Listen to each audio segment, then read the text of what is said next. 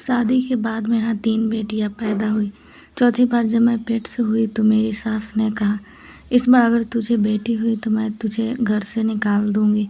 अपनी सास के इस बात से मैं बहुत परेशान रहती और दिन रात भगवान से बस यही दुआ करती कि हे भगवान, मुझे भी एक बेटा दे दो।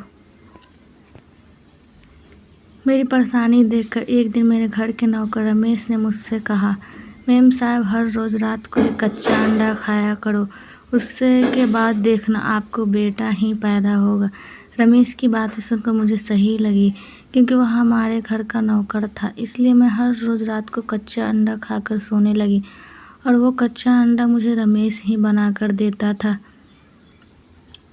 पर डिलीवरी के वक्त जब बच्चा पैदा हुआ तो बच्चे को देखकर मेरे कदमों तले से ज़मीन खिसक गई, क्योंकि यह बच्चा तो मेरा नाम प्रतिमा है। मेरी शादी को 5 साल हो गए थे। इन 5 सालों में भगवान ने मुझे 3 बेटियां दी थी।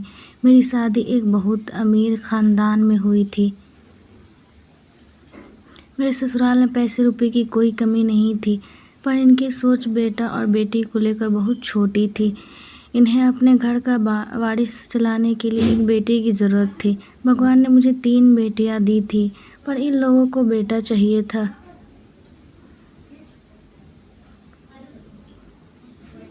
कहा जाता है कि लोगों की उम्मीदें औरत से कभी ख़त्म नहीं होती। पहले अच्छी पढ़ाई करो, फिर अच्छी शक्ल सूरत है कि नहीं, उसके बाद उसकी शादी करवा दी जाती है।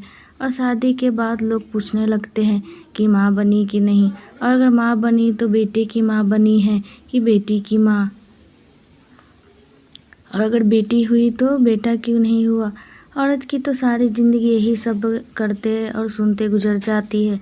शादी के बाद भगवान ने मुझे 3 बेटियां दी थी। मैं अपनी बेटियों से खुश थी, पर मेरे सास ससुर और मेरे पति को बेटा चाहिए था। यह लोग मेरी बेटियों से बिल्कुल खुश नहीं थे। यह लोग कहते थे कि अगर बेटी हुई है तो इस घर में बेटा भी होना चाहिए, तभी तुम्हारी बेटियों का और तुम्हारा मान सम्मान इस घर में रहेगा। बेटा ना होने की वजह से मुझे ससुराल में कितना कुछ सहना और सुनना पड़ता। इस घर में एक नौकर था जिसे लोग रमेश नाम से बुलाते थे। एक वही था जो मेरे दुख दर्द को समझता था। जब मैं दुखी होती तो वह मुझे समझाते हुए कहता, मेम साहब, चिंता मत करिए, अगर आपको बेटी हुई है तो बेटा भी होगा, बस सब्र करिए और भगवान पर विश्वास रखिए। उसकी बातें मुझे अच्छी लगती थी। इस घर में मेरी तीनों बेटियों से कोई प्यार नहीं करता, सिवाय मेरी सास कहती, अगर तुम्हारी बेटियां इतनी ही किस्मत वाली होती तो इनका कोई भाई क्यों नहीं हो जाता। अगर इनका कोई भाई होगा तभी इनका मान सम्मान इस घर में रहेगा, वरना नहीं। अपनी सास और पति के ताने सुनते सुनते मैं भी भगवान से दुआएं करने लगी कि हे भगवान, 3 बेटियों के बाद मुझे एक बेटा दे दो, कि मेरी बेटियों का मान सम्मान इस घर में बढ़ जाए। 3 बेटियों के बाद मैं फिर से पेट्स हुई। मेरी प्रेगनेंसी की खबर सुनकर घर में सभी लोग बहुत खुश हुए, पर सबके मन में डर था कि आखिर इस बार क्या होगा। बेटा की बेटी, सास के ताने और पति की बातों से मैं बहुत परेशान थी और मैं घर के बाहर कहीं नहीं जाती थी। मेरे घर में मेरी परेशानियां सुनना तो बहुत दूर की बात थी, और न ही मैं तो ये लोग तो ताने देकर मुझे बेवजह परेशान करते रहते थे। इसलिए मैं अपने घर के नौकर रमेश से अपने मन की बातें कर अपना मन हल्का कर लेती थी। एक दिन मैं अपने कमरे में बैठी हुई थी कि अचानक मेरी सास मेरे कमरे में आई और मुझसे कहने लगी, ध्यान से सुनो, अगर इस बार तुम्हें बेटा पैदा नहीं हुआ तो हमें कुछ ऐसा करना पड़ जाएगा जिसकी वजह से तुम्हें हमसे उम्मीद नहीं होगी। अपनी सास की इस बात से मैं बहुत डर गई और डरते डरते उनसे पूछा कि आखिर आप लोग मेरे साथ ऐसा क्या करेंगे, यही कि अपने बेटी की दूसरी शादी करवा देंगे। मैंने हाथ जोड़ते हुए उनसे कहा, नहीं, आप ऐसा नहीं कर सकती। मेरी पहले से 3 बेटियां हैं, मैं उन्हें लेकर कहाँ जाऊंगी और उनके ऊपर क्या असर पड़ेगा कि उनके बाप ने दूसरी शादी कर ली। मेरी सास ने कहा, अब इसके बारे में मैं नहीं जानती, बस भगवान से दुआ करो कि इस बार तुम्हें बेटा ही हो, कि तुम्हारा और तुम्हारी बेटियों का मान सम्मान इस घर में बढ़ जाए। अपनी सास के इस तरह की बात से मैं हैरान थी कि आखिर वो ऐसा कैसे कर सकती हैं। वो भी तो एक औरत है। लोग इस बात को क्यों नहीं समझते कि बेटा और बेटी होना इंसान के हाथ में नहीं होता, ये तो भगवान के हाथ में होता है। मेरी सास यह सारी बातें कहने के बाद मुझे गुस्से से चली गई।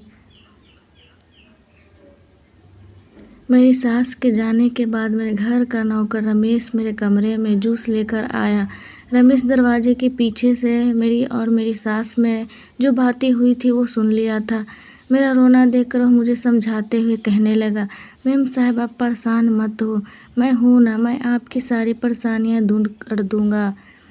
मैं आपको एक पुराना नुस्खा बता रहा हूँ। यह नुस्खा करने के बाद शायद आपको बेटा ही होगा, क्योंकि यह हमारे घर के बड़े बुजुर्गों का बताया हुआ नुस्खा है और ज़्यादा कुछ करना भी नहीं है। बस रात को सोते समय कच्चा अंडा खाकर सो जाना है। मैं गारंटी के साथ कहता हूँ कि आपको बेटा ही पैदा होगा।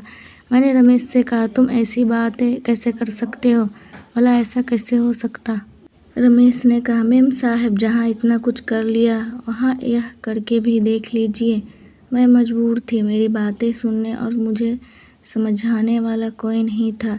कहते हैं ना, इंसान जब बहुत ज़्यादा मजबूर और बेबस होता है तो उसे कोई कुछ भी मशवरा देता है।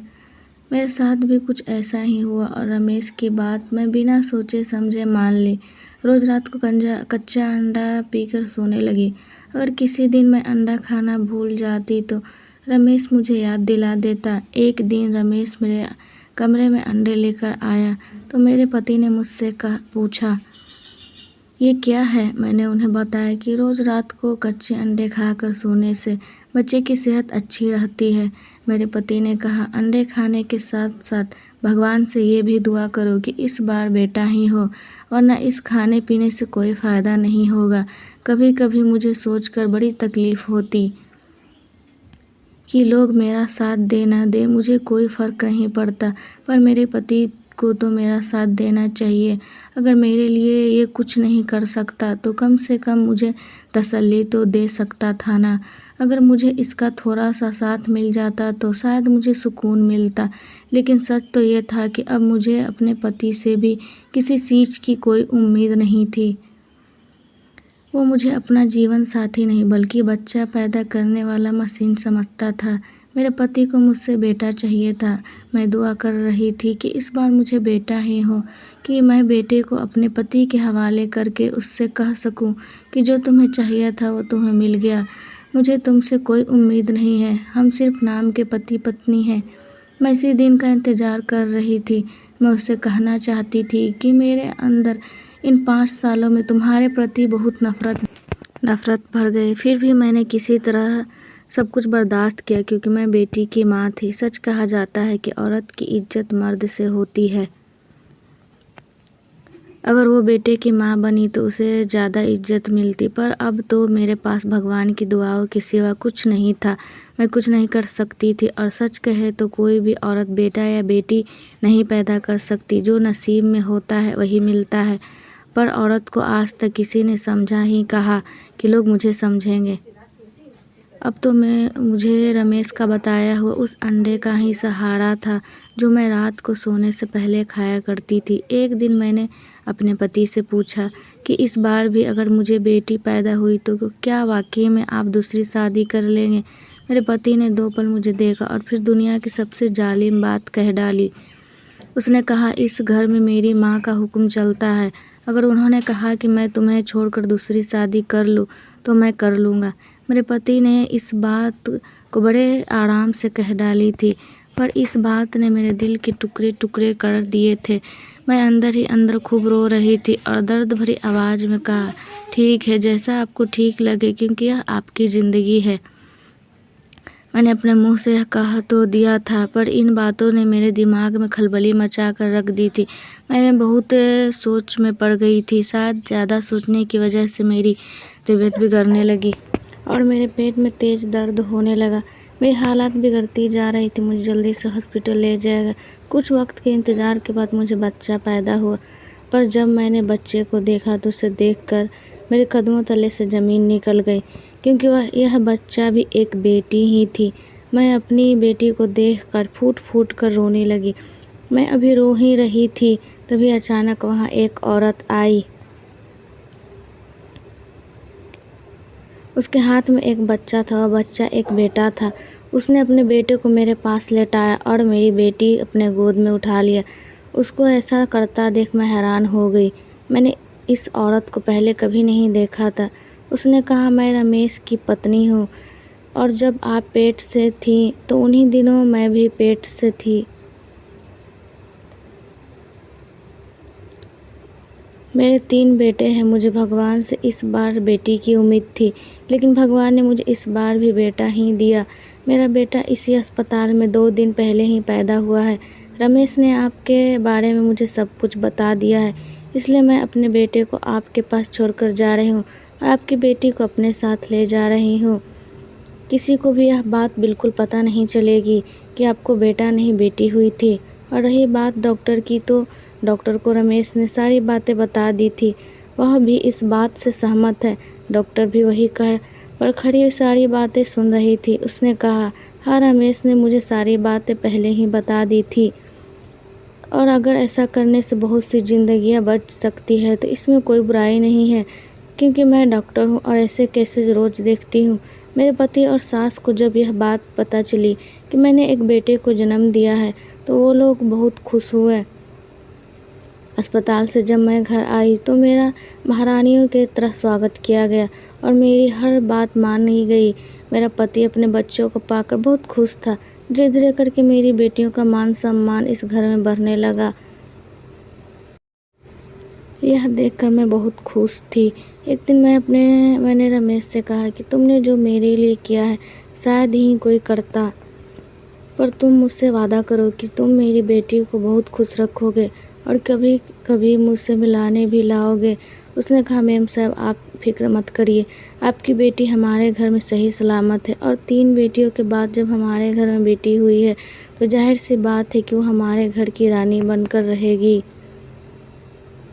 रमेश ने जो भी किया सही किया, क्योंकि ऐसा करने से मेरी और मेरी तीनों बेटियों की इज्जत इस घर में बढ़ गई। और रही मेरी चौथी बेटी की बात, तो वो रमेश के घर में बहुत खुश थी। रमेश और उसकी पत्नी उसे खुद से भी ज़्यादा प्यार करते थे और मुझसे मिलवाने भी लाते थे और कभी कभी तो मैं भी रमेश के घर अपनी बेटी से मिलने